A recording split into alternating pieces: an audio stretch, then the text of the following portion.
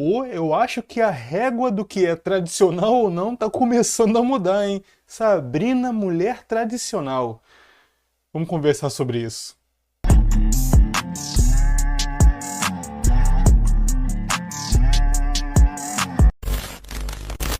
Salve, camarada, você está no Espaço O Conselho falando de inteligência emocional masculina e assuntos correlatos, certo? Então já fica aqui nesse canal, porque eu já disse aqui que se você não quiser ser um prêmio de consolação na sua vida, se inscreve nesse canal aqui e fica conosco. Mais análises e reflexões pertinentes ao homem estão sempre vindo daqui, então fica com a gente.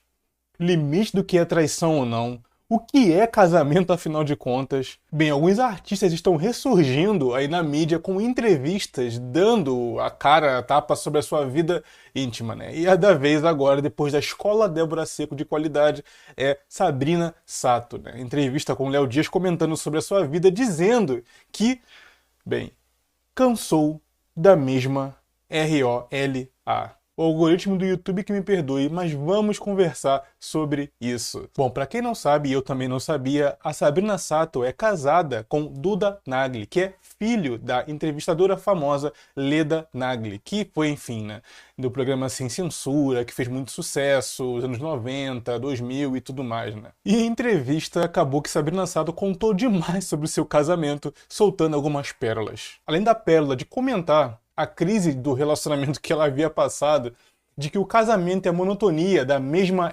ROLA faz na vida de um casal, ou melhor, na vida dela, né, em relação ao marido que tem, ela ainda comenta que está passando por várias crises e redescobertas no casamento e tudo mais, né? Inclusive cita que tem buscado formas alternativas de gerar prazer e tudo mais, né? Sexo tântrico, falando que uma amiga indicou a ela terapias sexuais diversas, né? Enfim, para poder manter a chama do relacionamento acesa. Inclusive, em um trecho ou outro na entrevista, ela comenta que ela é muito da noite e de casa lotada e ele é muito do dia e da casa vazia. Então, eles dois têm esses estilos de vidas diferentes.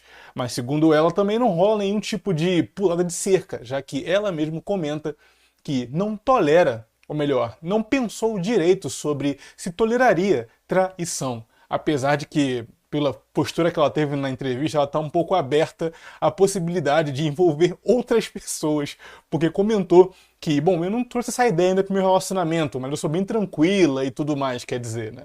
Parece que pode virar uma tendência realmente esses casais e artistas e tudo mais terem essa relação mais aberta, contanto que seja para manter a chama da relação acesa, com diversas formas alternativas de energias sexuais e coisas do tipo. Inclusive, termo que ela usa, né? Energia sexual, né? Essa coisa quase esotérica de olhar o próprio relacionamento.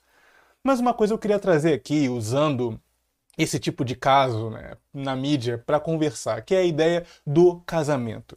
Da minha visão, eu não sei se vocês concordam comigo, coloquem aí embaixo nos comentários. Casamento, assim como ter filhos, deve ser uma vocação. Hoje nós casamos por cópia, por padronização. A gente casa para ter um status social. Até porque a sociedade entende a pessoa casada como mais responsável. Já parou para analisar sobre isso? Mesmo no mercado de trabalho. Quando você chega para se apresentar no RH e você fala que é casado, você é visto como mais responsável ou que largaria menos o emprego por inconstâncias da vida. Quer dizer, você é uma pessoa mais estável por estar casada. Claro, né? Isso é porque a pessoa não está lidando mais só com ela mesma. Então eu tenho uma visão crítica sobre o mercado de trabalho ver pessoas maduras por terem casado.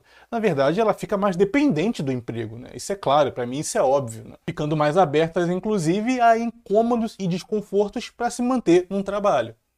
Mas agora, voltando aqui pro lance do casamento. Vocês acreditam que o casamento ele é algo que deve acontecer espontaneamente? Ou ele é ligado a pessoas que têm a vocação de viver uma vida a dois?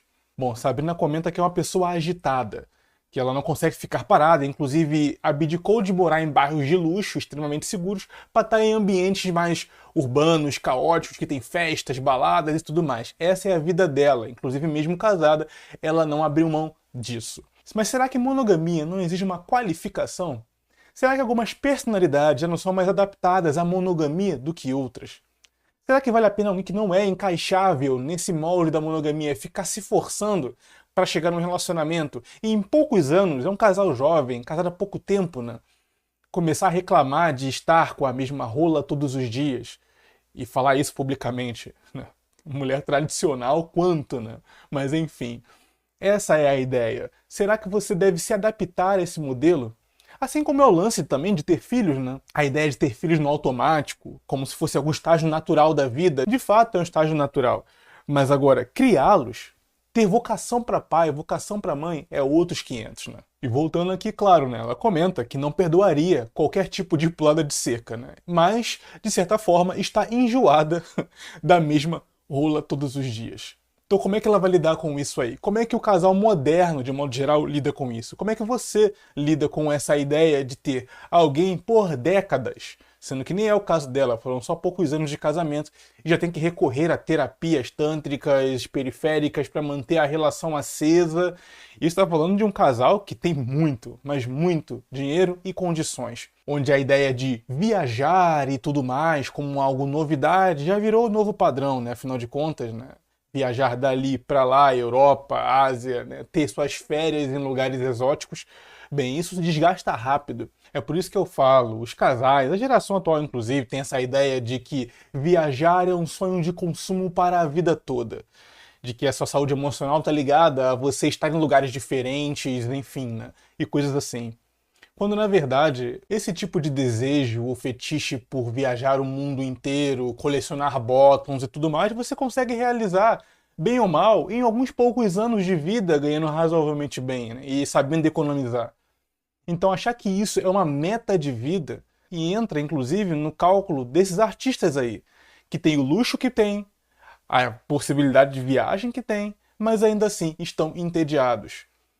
Deixando claro, né, aqui como fato de que antes de você arrumar lugar para ir, você tem que arrumar primeiro a sua cabeça, ou saber se é essa fórmula pronta do casamento que faz de você uma pessoa feliz no final das contas. Não é a terapia tântrica ou a viagem que vai manter uma mente que não está adaptada a uma vida a dois dentro dela.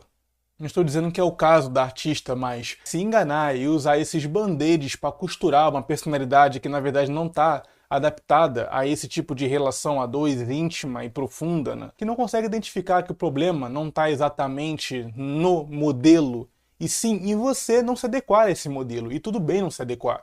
Mas agora, pô, será que eu tenho que abrir o relacionamento para ele funcionar? Ou será que eu não viajei o suficiente com ele? Será que eu não fiquei naquele chalé na montanha?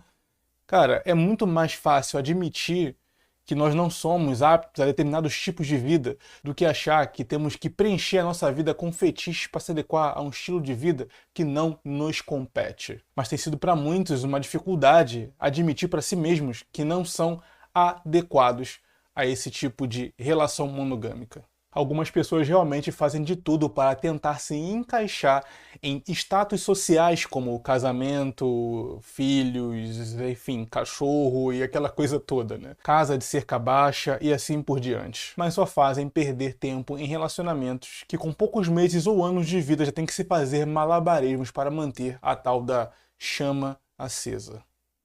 Senhores, vou ficando por aqui. Agradeço a presença de todos que me ouviram até então. Deixa o like, claro, né? Compartilha com aqueles camaradas que tentam se encaixar em modelos ou que acham que a sua mulher, insatisfeita numa relação, precisa dessas firulas todas em tão pouco tempo de vida desse relacionamento para se manter interessada no namoro, casamento, noivado e assim por diante, certo? De repente o problema não é com o modelo.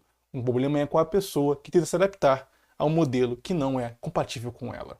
Eu sou Ricardo Tomé, falando e escrevendo pelo Conselho. Até a próxima.